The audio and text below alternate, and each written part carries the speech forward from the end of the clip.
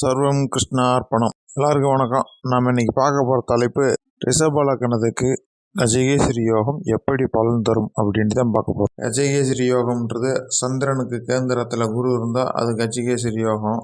கஜகேசரி யோகம் ஏற்படுறப்ப சந்திரனோ குருவோ ஆட்சியாவோ உச்சமாவோ இருக்கணும். இவங்க லக்னத்துக்கு 6, 8, 12 மறைவாக இருக்கக்கூடாது. மறைவு ஸ்தானாதிபதிகளோட சேர்க்கை இருக்கக்கூடாது. அதே சமயத்தில் பாவர்களின் சேர்க்கையும் இருக்கக்கூடாது. அஷ்டமாதிபதி தோஷம் இந்த சந்திரனுக்கும் குருவுக்கும் வரக்கூடாது.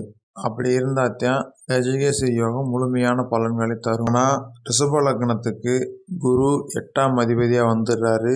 அந்த பக்கம் சந்திரன் 3ஆம் அதிபதியாக வர்றாரு. அதனால கஜகேசரி யோகத்துக்கு உண்டான முழு பலனை இவங்களால் தர முடியாது. குரு அஷ்டமாதிபதியாகவும் சந்திரன் 3ஆம் அதிபதியாகவும் வர்றதுனால அஷ்டமாதிபதி தோஷம்ன்ற முதல் முக்கிய தோஷம் வந்துடுது.